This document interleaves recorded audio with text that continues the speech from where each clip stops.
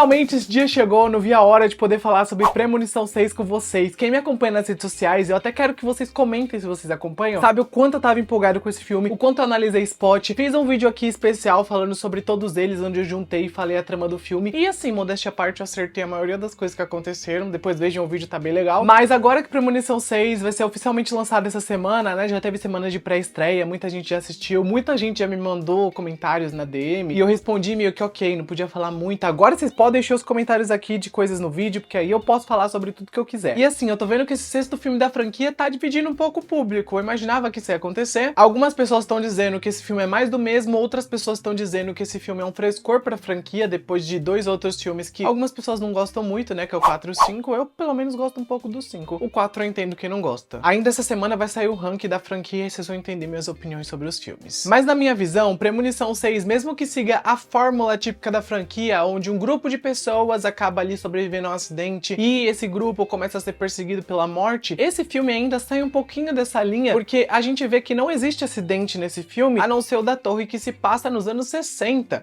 E aí, a gente conhece a protagonista do filme e sua família, que estão sendo perseguidos pela morte por conta desse acidente dos anos 60, que acabou sendo impedido e todo mundo foi salvo. E eles ali são descendentes da Iris, que era basicamente a mulher que salvou todo mundo. Então assim, a morte tá correndo atrás dessa família pra eliminar todos eles. E por mais que esse filme esteja causando uma polêmica no fandom, ainda assim, ele é o filme mais bem avaliado da franquia lá no IMDb. Ele também é um dos primeiros filmes da franquia com a tecnologia IMAX, então assim, é uma experiência diferente de ser assistida na telona. E gente, sinceramente, a me odeie, é tão bom ver essa franquia na tela de cinema. Então assim, eu já vou expressar todo o meu amor por essa franquia ainda nesse início do vídeo, porque ao longo desse vídeo eu vou destacar coisas que funcionaram no filme e coisas que não funcionaram tão bem. Então, vamos ter aí comentários bem mistos, até porque por mais que eu tenha gostado bastante do filme, eu ainda acho que ele é um filme que tem defeitos. Então, eu posso amar o filme, mas ainda assim, vendo os defeitos que ele tem. E esse vídeo vai ser inteiramente sem spoilers, tá? Eu tinha planejado fazer 100 com spoilers, como vocês já conhecem, mas o roteiro com spoilers tinha ficado tão longo que eu falei, gente, esse vídeo vai ficar muito longo. Tipo, eu acho que eu tinha cronometrado a dar uns 30 minutos. Eu falei, não, calma, vou separar aqui em 2 vídeos, então amanhã saiu com spoilers. Mas antes de começar a falar sobre o filme, deixa o like que é importante, se inscreve no canal para próximos conteúdos e me conta nos comentários o que vocês acharam do filme. Eu quero muito saber a opinião de vocês, coloca lá. Esse novo filme tem um início bem parecido com os outros da franquia, mas ao mesmo tempo ele consegue também ser diferente, já que ele se passa no passado, no caso em 1960, e aí a gente conhece a Iris, que tem uma premonição com uma torre desabando. E ela salva todas as pessoas dessa torre de morrer, e a morte vai atrás desses sobreviventes ao longo dos anos e também dos seus descendentes. E agora a gente vê a família da Iris sendo perseguida pela morte, e a neta dela, a Stephanie, vai ter que impedir todos os acidentes que a morte vai colocar no caminho dos seus familiares, e a tadinha vai sofrer fazendo isso, né? Porque a gente conhece já essa velha história dos visionários. No caso, a Stephanie aqui é engraçado, porque ela não é uma visionária, mas ao mesmo tempo ela é uma visionária, e ela vai tentar fazer de tudo aí pra salvar a família. E o filme começa com o pé na porta, gente, porque a sequência de abertura ali no arranha-céu é foda. Sem exageros, eu achei uma das melhores sequências de abertura da franquia. E vai sair vídeo sobre as melhores sequências de abertura da franquia, tá? Eu vou fazer um ranking bem legal depois. Aguarde, essa semana tá recheada de vídeo de premonição nesse canal, já se inscreve. Mas eu preciso dizer que essa cena da torre é longa, é criativa, tem mortes inventivas e momentos de tensão que são muito reais. E a cinematografia faz com que tudo funcione bem, porque eles conseguem misturar de uma maneira legal os efeitos práticos com o CGI. Por exemplo, todo o restaurante foi construído pra essa cena. Então assim, o restaurante realmente existia. O que eles fizeram de diferente foi colocar o fundo em volta, né? E também fazer o incêndio acontecer. Então assim, eu acho que sim, tem momentos que o CGI é precário nessa cena inicial, como por exemplo ali no finalzinho dela, onde tá todo o caos acontecendo, a torre quebra, as coisas começam a ruir. Isso realmente não é bem polido. Mas tem efeitos práticos nessa cena inicial muito bons. Como a mulher pegando fogo, que assim, essa cena é real, gente. Colocaram fogo numa dublê, e era uma dublê das antigas, que voltou pra esse filme só pra gravar essa cena. E ela, por ter voltado nesse filme e ainda aceitado ser incendiada, foi algo tão marcante que essa situação vai até entrar no Guinness Book, pra vocês terem ideia. Então assim, a mistura de efeitos práticos com CGI, na minha visão, funcionou. Mas eu sei que vai ter gente que não vai gostar. E o grande ponto dessa cena que fez eu realmente ficar tenso em todos os momentos e ficar cativado foi a performance da Becky Blessinger, que interpreta a Iris. Jovem, ela simplesmente conseguiu passar uma simpatia nos poucos minutos que ela teve de tela. Ela foi uma visionária fodástica, mesmo sem aparecer o filme todo. E quando você acaba o filme, você só pensa, nossa, a Iris é uma personagem tão legal. O filme poderia ter continuado nos anos 60 e abordado as consequências da Iris ter visto aquilo. Sei lá, se a morte foi atrás dela depois, mas seria muito da hora a gente ter visto isso, sabe? E assim, por a Iris ter ficado meio que maluca os anos depois e até ter se escondido dentro de uma casa velha pra se proteger da morte, eu imagino que a morte foi atrás dela. Eu imagino que possa ter acontecido algumas mortes aí em torno dela. Então acho que, nossa, teria servido demais a gente ver um filme com a Becky Blasker de visionária e a gente ter desenrolado toda essa loucura que a Iris passou na sua vida. Então, sei lá, eu fiquei um pouquinho pensativo depois que eu vi essa cena aí acabar e a gente não teve mais a participação da Becky Blasker no filme. E essa cena de abertura do filme foi tão boa que o filme não consegue nunca chegar ao mesmo patamar que ela atingiu lá no começo. Já que depois desse início que foi grandioso na minha visão, o filme dá meio que uma acalmada. E o foco então se desloca pro drama familiar envolvendo a Stephanie tentando entender o passado da avó e se reconectar com a própria mãe que tava há muito tempo afastada. E a gente vai vendo a Stephanie montando quebra-cabeça aí sobre a morte, tentar matar a família dela, e ela vai tentar descobrir quem são os próximos, como ela pode impedir isso. Vai ser um filme divertido, até porque as boas mortes são geralmente coisas que essa franquia consegue entregar pra gente, e esse filme consegue entregar isso na maioria das vezes. Mas o ponto é que nem todas elas são memoráveis. Só duas eu acho que conseguem ser memoráveis, que vão ser lembradas aí ao longo dos anos. Porém, no geral, mesmo que esse filme seja bom, ainda assim a franquia tem outros filmes tão legais quanto esse, que a régua fica meio que desbalanceada, sabe? Porque, ó, é tipo assim a diferença de um filme pro outro nessa franquia. Além disso, eu preciso destacar que eu amei ver esse filme em IMAX, ainda mais nas cenas de morte, que são geralmente as cenas que o IMAX acaba aparecendo. Depois eu vou falar um pouco mais dessas cenas de morte lá no vídeo com spoiler. Mas, gente, teve duas específicos, uma delas, obviamente, sendo a cena do hospital, né, da ressonância magnética, foi divina ver em IMAX. Ah, e eu preciso destacar que esse filme conseguiu trazer um frescor em um dos momentos onde ele brinca com a gente sobre quem vai ser o próximo a morrer, e a gente fica naquela dúvida, a gente já sabe meio que quem vai ser o próximo. Só que ele meio que ri da nossa cara porque ele faz uma coisinha que a gente não espera. Aí eu entro no ponto que algumas pessoas podem gostar da forma que o filme trata o roteiro, colocando situações como essa, mas eu acho que outras pessoas não vão gostar da forma que os roteiristas trataram a história, porque aqui tem mais humor do que o esperado. Sem zoação, eu acho que eu dei mais risada nesse filme do que qualquer outro filme dessa franquia. Quando eu tava assistindo no cinema, gente, o público ria em vários momentos. Um dos momentos que eu acho que foi o auge desse filme no quesito risada foi numa das mortes onde um personagem leva uma bolada na cara, gente. O cinema inteiro riu, assim, alto. E eu falei pra mim mesmo, será que isso foi proposital? Será que não? Será que isso foi involuntariamente engraçado? Eu sei que essa cena foi esquisita e pode ter gente que goste dela, mas eu achei essa cena extremamente ridícula, uma das mais ridículas da franquia. E que Premonição 4. E falando de comédia, o Eric é o nosso alívio cômico aqui do filme, ele tá sempre disposto a falar uma piadoca em algum momento, e por mais que ele quebre o clima de algumas mortes por conta dessas piadas ou situações, o Richard Herman interpreta esse personagem de uma maneira tão carismática que pra mim o Eric foi o personagem mais relacionável e divertido desse sexto filme. Eu gostei muito do Bob e do Charlie também, eu acho que são personagens que funcionam pros seus propósitos. O Charlie eu sinto até que ficou mais apagado em relação ao Eric, por exemplo. Eu jurava que o Charlie teria uma presença mais forte no filme, mas o Eric sempre roubava a cena quando aparecia. E o Bob ficava mais de escanteio, mas ele ganhou seu momentinho pra brilhar, né? Faz isso, na verdade, enfim. Mas um ponto positivo desse filme, no geral, é que eu não odiei nenhum personagem. Tipo, lá no quarto filme, eu odiava quase todos os personagens. Aqui, eu não senti isso por nenhum. Por mais que nem todos os personagens sejam bem desenvolvidos nesse filme, porque ele tem muita bagagem pra ser desenrolada, eu ainda senti que eles criaram uma relação forte da família, mesmo sem desenvolver esses personagens, fazendo assim a gente simpatizar com essa família e sofrer com a perda deles. E ó, não me julguem, tá? Mas a Caitlin Santa-Joana, que interpreta a Stephanie, a protagonista do filme, ela não tem a energia de protagonista que a Mary Elizabeth Winstead ou a AJ Cook tiveram lá em Premonição 2 e 3. Não me entendam mal, tá? A Stephanie não é uma personagem ruim, mas a régua dessas protagonistas estava tão alta que acaba que a Stephanie é só uma personagem normal. A própria Iris, no começo do filme, consegue trazer mais presença do que a própria Stephanie. Então, por mais que eu não tenha desgostado da Stephanie, eu ainda sinto que ela é só mais uma personagem dentro dessa franquia. Tem personagens coadjuvantes que se destacam mais do que ela e vão ser mais lembrados do que ela. E ó, eu li muito no Twitter das pessoas chamando ela de sonsa e eu não concordo. Eu não acho que ela foi sonsa em nenhum momento do filme. Sonso é o protagonista de Premonição 4. Aquilo sim é sonso. Tudo que eu puder falar mal de Premonição 4, eu vou falar. E pra fechar o vídeo, eu preciso obviamente falar do Tony Todd, né? O nosso legista que aparece aí em quase todos os filmes dessa franquia. E a despedida dele aqui foi muito emocionante. Foi muito lindo ver o nome dele eternizado nessa franquia e foi muito interessante ver como eles conseguiram fechar a história dele de uma maneira que encerrasse todo o arco iniciado lá no primeiro filme. Não foi a maneira que todos esperavam, porque todos tinham uma teoria em torno sobre o que ele era, porque ele sempre aparecia, mas ainda assim foi uma maneira muito digna de encerrar a história dele, até porque o ator acabou falecendo. Então o William seria um personagem que a gente queria nos próximos filmes, né? Porque eu acho que a Warner vai fazer próximos filmes, mas a gente não teria por conta do ator, né? Ter passado dessa pra melhor. E aí eles conseguiram encerrar a tempo o arco desse personagem. Na minha visão foi bom o encerramento. Até quero saber o que vocês acharam desse encerramento depois, vou conversar um pouco mais sobre isso no vídeo com spoilers. E em conclusão, Premonição 6 Laços de Sangue é um filme que precisa ser assistido com a expectativa certa. Então, as pessoas estavam criando uma expectativa tão grande em cima dele que podem se decepcionar no final. Pra mim, é um filme bom, um filme normal, que entrega o que a franquia já entregava antes, só que de uma maneira diferente. O filme tem bons alguns easter eggs, tem ali uma referência legal aos filmes de premonição anteriores, principalmente o segundo filme, né? Eu acho que eles poderiam ter usado melhor, por exemplo, o livro que a própria Stephanie recebe, e que eu imaginava que teria um papel importante nesse filme,